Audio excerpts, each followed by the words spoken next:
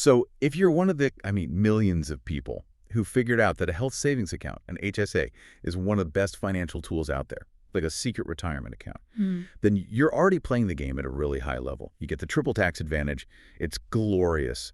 But then you're standing in the store, right, in the supplement aisle, and you're staring at this, $70 tub of protein powder or some specialized probiotic, and all that financial happiness just it turns to anxiety. And this question just starts screaming in your head, wait, is this actually a qualified medical expense? And that anxiety is, it's completely warranted. Because the HSA, it's a powerhouse for sure, but it comes with a contract you've basically signed with the IRS. Right, and then they don't mess around. Not at all. That contract demands precision.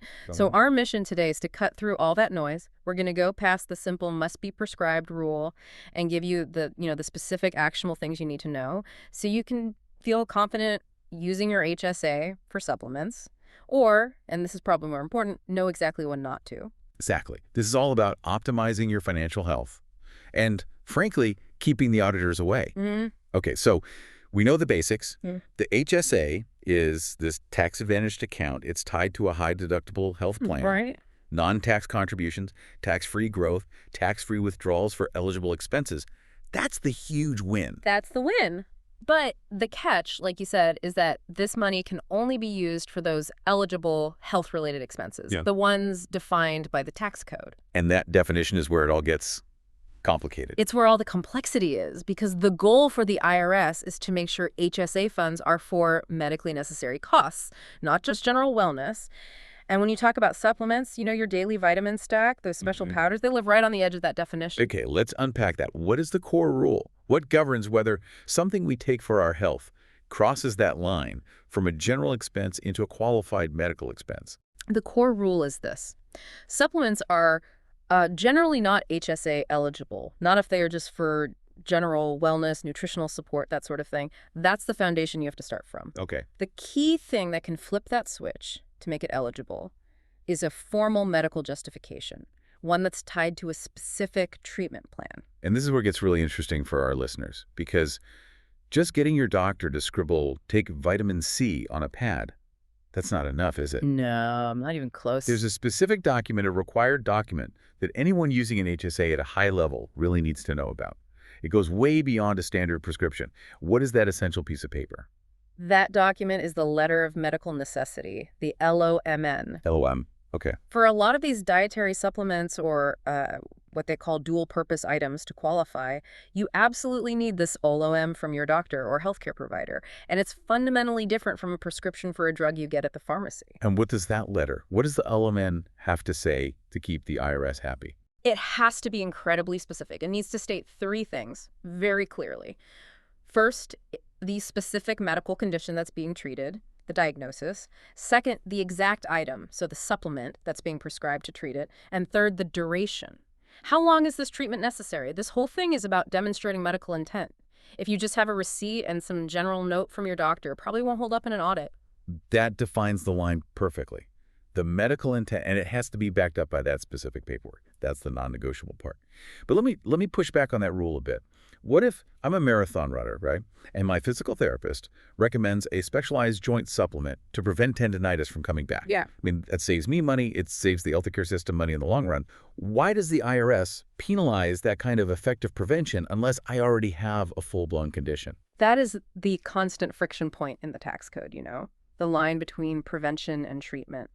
And those sources are clear on this. The rules today are still focused on treatment of a diagnosed issue, a deficiency, an illness, recovery from an injury, not general preventative measures, no matter how much financial sense they make. So no movement on that front. There's lobbying, sure, Yeah. especially for things like specialized foods for diabetics or nutritional shakes. But for your standard supplements, the LOMN for treatment is still the gold standard. Okay, so let's nail this down with some really clear examples to highlight why that LOM is so necessary. Okay, think about vitamin D. Let's say your blood work comes back, your levels are low. That's a specific medical condition, a deficiency. If the doctor then prescribes a high-dose vitamin D supplement to correct that deficiency, that's HSA eligible. But only if you have the LOMN that details the diagnosis and the treatment. That's a clear-cut yes. Okay, now what about the opposite? A common situation that trips people up. You mentioned Dual-purpose items. Exactly. Dual-purpose items are tricky. They're things that can be used for general nutrition, but also for a specific medical need.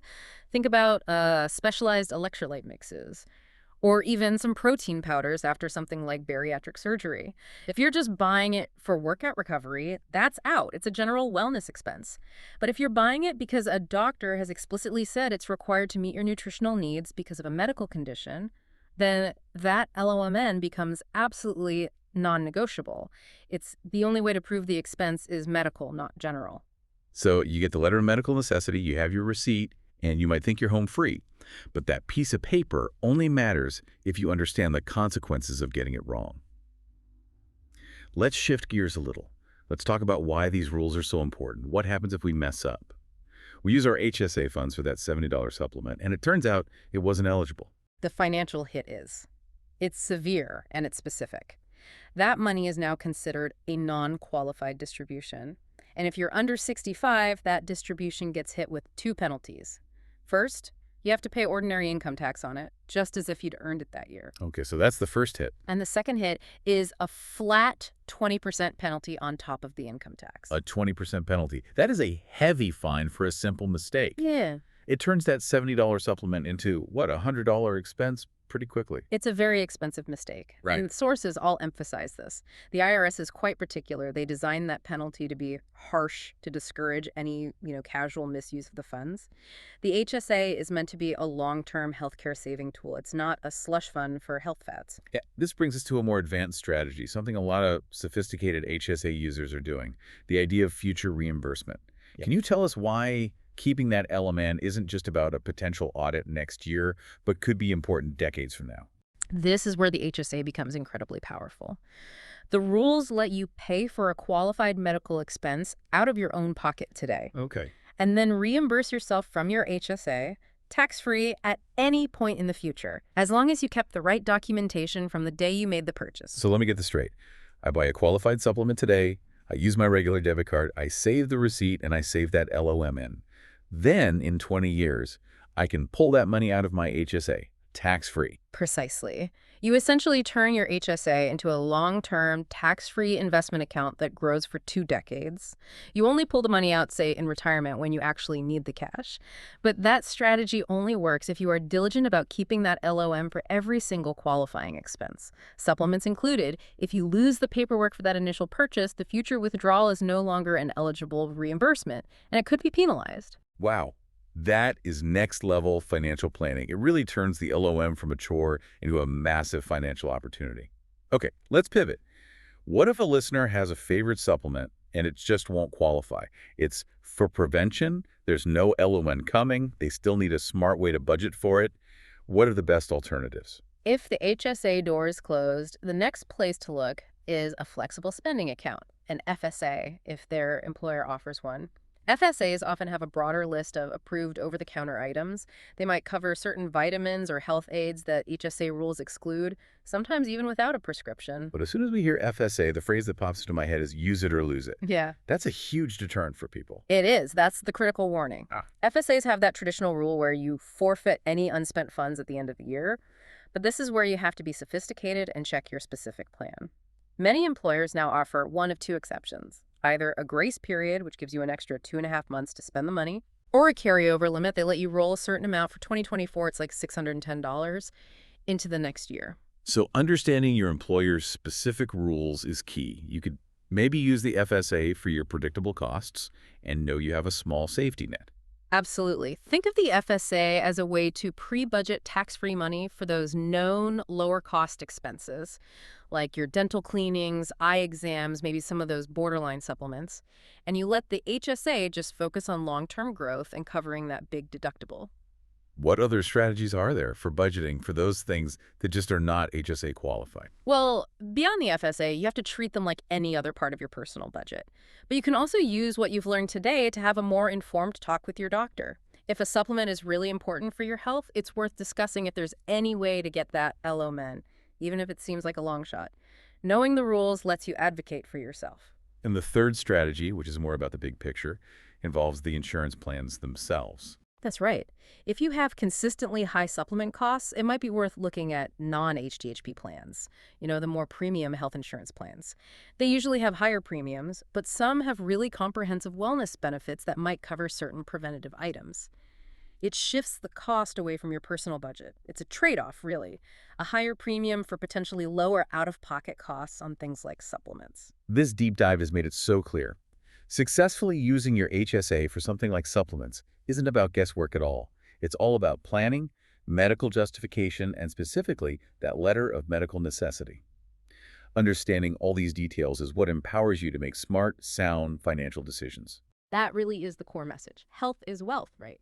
And having a clear financial strategy, using the tax code to your advantage, is how you manage that wealth. It's about critical thinking. You have to question assumptions, especially when the IRS is in the picture, and know the difference between a doctor just recommending something and providing a formal OLON. Which brings up a final important question for you to think about. We know that regulations, eligibility rules, even those FSA carryover limits, they can and do change every single year. So staying up to date with the latest IRS guidelines is crucial. The question is, how often should you proactively check in with a financial advisor who specializes in this stuff? If you're using advanced strategies like long-term reimbursement, a quarterly check-in might be overkill, but waiting 5 years could mean you miss major opportunities or worse, compliance changes. Finding that right rhythm, that sweet spot of staying informed, that's what truly empowers you to take charge of your health journey in a financially savvy way.